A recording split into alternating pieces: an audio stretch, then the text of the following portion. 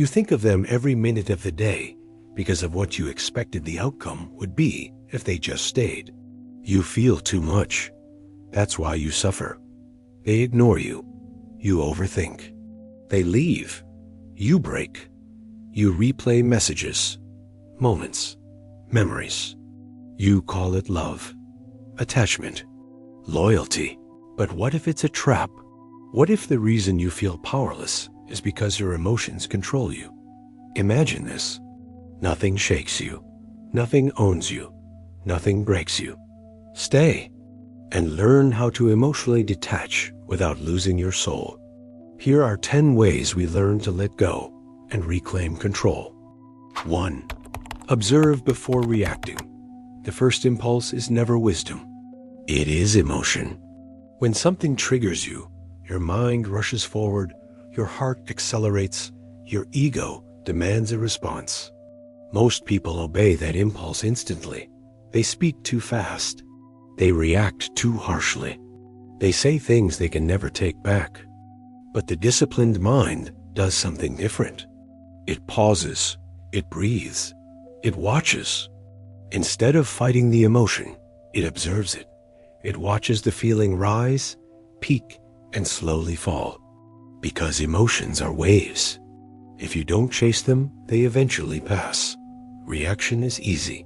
Anyone can explode. Anyone can shout. Anyone can defend their pride. But control is rare. Control requires courage. It requires the strength to stand still. While everything inside you wants to move, it requires the humility to admit, I feel something, but I don't have to obey it. When you observe before reacting, you create distance. Distance between what happens and what you do. And in that distance, your power is born. The Stoics understood this deeply. They believed that freedom begins when you stop being a slave to your impulses. Events are outside your control. People's words, their actions, their disrespect, their opinions. You cannot control them. But your response? That is yours. Imagine two people facing the same insult. One reacts immediately. They argue. They escalate. They lose control. The other remains silent. They breathe. They observe. They choose their response carefully. Who is stronger? Not the one who speaks louder, but the one who stays calmer. Observation transforms emotion into information. Instead of saying, they disrespected me, you ask, what exactly happened? Instead of saying, I must respond now, you ask, is responding necessary? Instead of letting anger control you, you study it like a scientist studies fire. You don't touch it blindly. You understand it first. This is the difference between animals and masters. Animals react. Masters observe.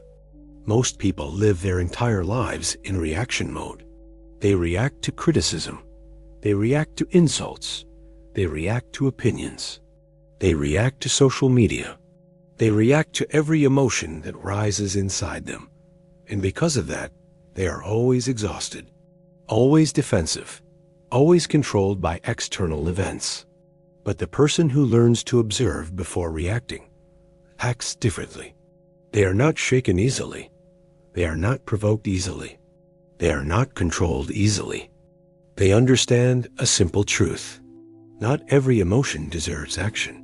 Not every thought deserves expression.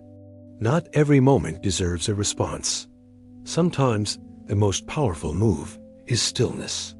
So the next time something triggers you, don't rush. Pause. Breathe. Watch the feeling. Let it rise. Let it fall. And only then decide what kind of person you want to be in that moment. Because reaction is easy, but control is rare. And the rarest people are the ones who master it. 2. Separate fact from story. Reality is simple. It happens quietly, in plain sight. But the mind is never quiet. The mind adds meaning, assumptions, fear, and drama. An ordinary moment becomes a personal attack. A neutral tone becomes hostility. A short message becomes rejection. Not because it is true, but because the mind wrote a story on top of reality. Most people don't see the difference. They live inside their stories. They react not to what happened, but to what they think happened. This is where suffering begins. The disciplined mind does something different. It pauses. It asks two questions. What actually happened? And what did I imagine? These questions are powerful because facts are objective. Stories are emotional. Facts are what was said. Stories are what you felt it meant. Facts are observable. Stories are interpretations. Imagine someone looks at you and says nothing. Fact, they said nothing. Story, they hate me. They are judging me. They are disrespecting me. But none of that is proven. It is just a narrative created by the mind. Or imagine someone criticizes your work. Fact, they pointed out a flaw. Story, they think I'm useless. They want to humiliate me. They don't respect me. Again, the story is louder than the fact. But loud does not mean true. When you separate fact from story, you regain control. You stop reacting to illusions. You stop fighting ghosts. You stop letting imagination control your emotions. The Stoics understood this deeply. They believed that events themselves are neutral. It is our judgments that turn them into suffering. When you learn to separate fact from story, something changes inside you. You become calmer. You become clearer. You become harder to manipulate, because manipulation works only on people who confuse feelings with facts. But when you slow down and ask, what do I actually know for sure? You break the spell of emotion. You realize that many conflicts were never real. They were imagined, created by fear, ego, and insecurity. This doesn't mean you ignore real disrespect.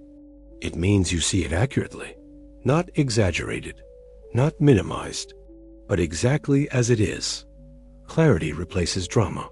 Truth replaces assumption. Control replaces chaos.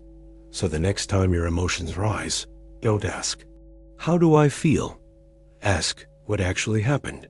Separate fact from story, because reality is simple, and the mind is the greatest storyteller of all. 3. Accept that nothing is permanent. One of the hardest truths to accept in life is this: nothing stays the same. People change. Feelings fade. Relationships evolve. Yet we often resist this reality. We cling to moments that are already passing. We hold tightly to people who are slowly growing in different directions. We beg life to remain as it was, even when it is clearly moving forward. But life was never designed to stand still. Change is not a betrayal. It is the natural rhythm of existence. The person you loved yesterday may not be the same person tomorrow. The dreams that once inspired you may no longer excite you.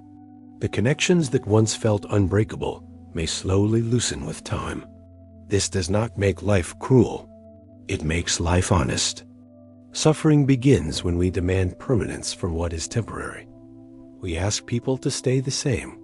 We ask emotions to last forever. We ask moments to never end. And when they inevitably change, we feel hurt, abandoned, or lost. But wisdom begins when we accept impermanence instead of fighting it. To accept that nothing is permanent does not mean becoming cold or detached. It means becoming realistic and resilient. When we stop begging life to stay the same, something inside us relaxes. We stop chasing what is already gone. We stop fearing what is yet to come. We stop measuring our happiness by how long things last. Instead, we learn to flow. It means loving deeply without trying to own. It means appreciating moments without trying to freeze them in time. It means understanding that every phase of life has its season. When we stop begging life to stay the same, something inside us relaxes. We stop chasing what is already gone. We stop fearing what is yet to come. We stop measuring our happiness by how long things last. Instead, we learn to flow. We adapt. We grow. We move forward with grace. Like a river that never argues with its direction, we learn to move with change rather than against it. And in doing so, we discover a quiet strength. A strength that does not depend on people staying, on feelings lasting, or on situations remaining stable. We realize that stability does not come from external permanence, but from internal acceptance. When you accept that nothing is permanent, you stop living in fear of loss. You begin to live in the present. You understand that every person, every feeling, every relationship is part of a journey, not a destination. And when something changes or ends, you no longer see it as the end of your world. You see it as life doing what it has always done, evolving. So instead of begging life to stay the same, you learn to move with it. Because true peace is not found in permanence, but in the ability to flow with change. 4. Withdraw energy from what we can't control. One of the greatest sources of suffering is the illusion of control. We exhaust ourselves trying to change people. We replay conversations in our minds, hoping someone will finally understand us. We worry about opinions, outcomes, and reactions that were never ours to command. But the Stoics understood a timeless truth. Not everything is within your power, and that is not a weakness. It is wisdom. When you try to control what you cannot, you lose energy, clarity, and peace. You become a prisoner of expectations. You hand your emotional stability to forces outside your reach. So the disciplined mind makes a radical shift. We stop trying to control people. People will think what they think, feel what they feel, choose what they choose. We stop chasing approval. Opinions are reflections of others' minds, not definitions of our worth. We stop obsessing over outcomes, because even our best efforts do not guarantee results. Instead, we turn inward. We control our responses, our character, our effort, our values, our mindset. This is where true power lives. When you withdraw energy from what you cannot control, you reclaim it for what truly matters. You become calmer, stronger, and more focused. You stop reacting blindly and start acting deliberately. Life becomes lighter, not because it is easier, but because you are no longer fighting the wrong battles. The Stoic does not waste strength on storms he cannot stop. He learns to steer his own ship. And in that moment, you realize something profound. You may not control the world, but you can always control the way you meet it. That is freedom. 5. Build self-worth from within. When our value depends on others, we become emotionally fragile. A compliment lifts us too high. A criticism breaks us too deeply. A moment of silence feels like rejection. And slowly, without realizing it, we give strangers the power to define who we are. But the Stoics taught something radically different.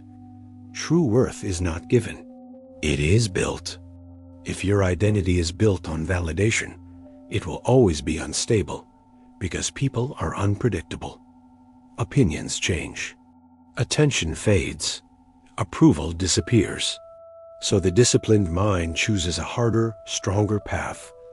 We rebuild self-worth from within. Not from applause, but from discipline. Not from likes, but from consistency. Not from praise, but from principles. Every time you keep a promise to yourself, your identity becomes stronger. Every time you act with integrity when no one is watching, your worth deepens. Every time you choose growth over comfort, you prove to yourself who you are. This kind of self-worth cannot be taken away. It does not collapse when someone doubts you. It does not disappear when you are misunderstood. It does not shrink when you are ignored, because it was never borrowed from others in the first place. When you build your identity on discipline, you become emotionally unshakable. You stop begging for validation. You stop performing for approval. You start living from purpose, not pressure. And in that quiet shift, something powerful happens. You no longer ask, "Am I enough?" You know the answer. You are. 6. Practice emotional distance without hatred. Emotional distance does not mean coldness. It does not mean hatred. And it does not mean that you stop caring. It means you learn to care without losing yourself. Many people believe that if they love deeply, they must cling tightly. That if they care, they must sacrifice their peace. But the Stoic mind understands a deeper truth. Attachment with control is strength, not weakness. We still care. We listen. We empathize. We show compassion. But we do not cling. We no longer beg for attention. We no longer chase affection. We no longer force connections that are not meant to last. We feel deeply without drowning. When someone disappoints us, we acknowledge the pain, but we do not let it consume our identity. When someone leaves, we grieve, but we do not collapse. When relationships change, we adapt instead of resisting reality. This is emotional mastery. You do not shut down your heart. You simply protect it with wisdom. You learn to draw a line between love and dependence, between empathy and self-neglect, between connection and self-betrayal. And in doing so, you become emotionally free. You are no longer controlled by fear of loss. You are no longer trapped by emotional chaos. You are no longer defined by how others treat you. You still care, but you stand firm. You feel deeply, without drowning. 7. Turn pain into awareness. Pain is not just something to escape. It is something to understand. Most people run from discomfort. They distract themselves, numb their emotions, or blame others. But the Stoic chooses a different path. Instead of avoiding pain, we observe it. Pain reveals attachment. It shows us what we are holding too tightly. It exposes the fears we refuse to admit. Jealousy reveals insecurity. It points to the parts of ourselves that feel threatened, inadequate, or afraid of being replaced. Anger reveals wounded pride. It shows where our ego has been bruised, where our expectations were challenged, where our identity felt attacked. These emotions are not enemies. They are signals. When we study pain instead of running from it, it becomes a teacher rather than a tyrant. We begin to ask deeper questions. Why does this hurt so much? What am I afraid of losing? What part of me feels unsafe? In that moment of awareness, transformation begins. Instead of reacting blindly, we respond consciously. Instead of blaming others, we take responsibility for our inner world. Instead of suppressing emotions, we decode them. Slowly, pain turns into clarity. Clarity turns into strength. Strength turns into freedom. The Stoic does not deny suffering. He extracts wisdom from it. And one day, you realize something powerful. Pain did not destroy you. It revealed you. 8. Embrace solitude. Solitude is not emptiness. It is a mirror. When the noise fades and the crowd disappears, something rare happens. We finally meet ourselves. In silence, we discover who we are without applause, without validation, without an audience to perform for. Most people fear being alone because they fear facing their own thoughts. They fill every moment with distractions, conversations, and constant connection. But the Stoic understands that solitude is not a punishment, it is training. In solitude, we hear our true voice.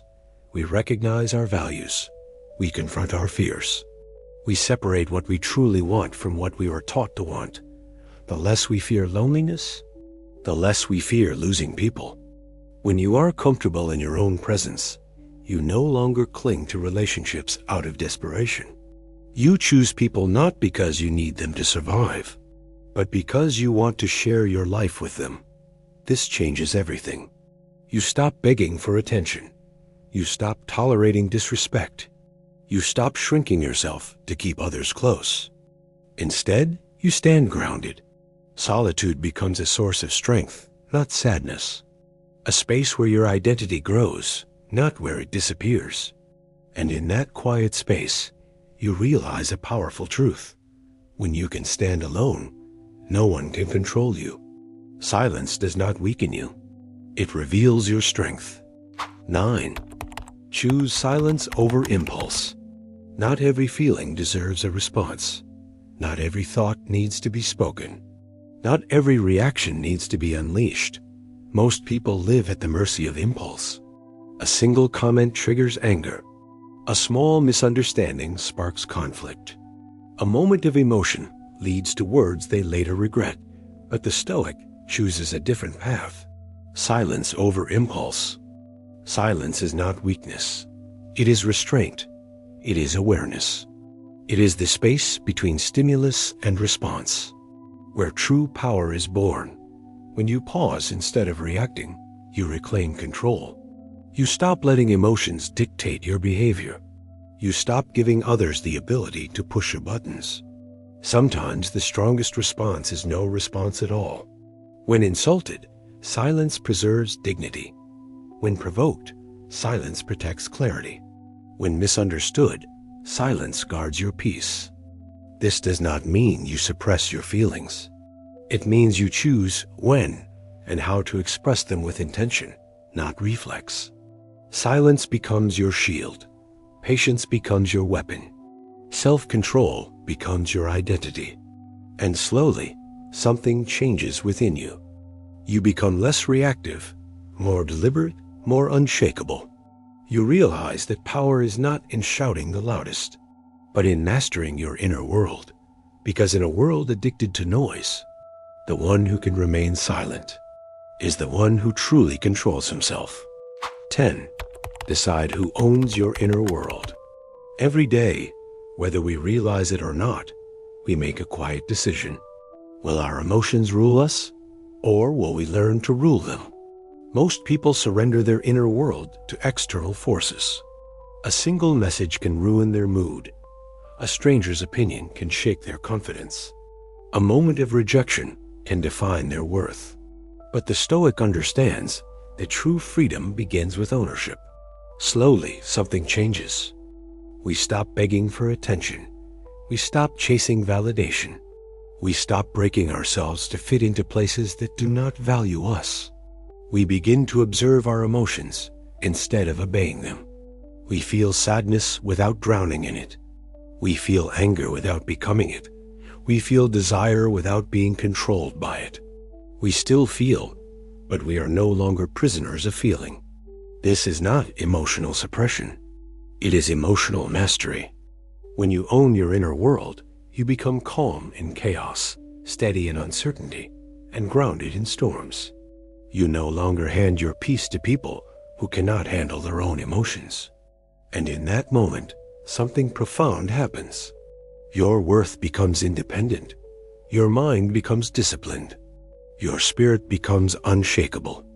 You may still be affected by life, but you are no longer defined by it, because the person who controls their inner world cannot be manipulated, cannot be shattered, cannot be owned. And that is the moment. You become untouchable. Be honest with yourself. What is the one emotion you still can't let go of? Is it anger you keep replaying? Fear that quietly controls your choices? Jealousy that steals your peace? Or a person whose absence still echoes in your mind? Think deeper. What are you really holding on to? Love, pride, regret, or the hope that things might change? Now ask yourself something even harder.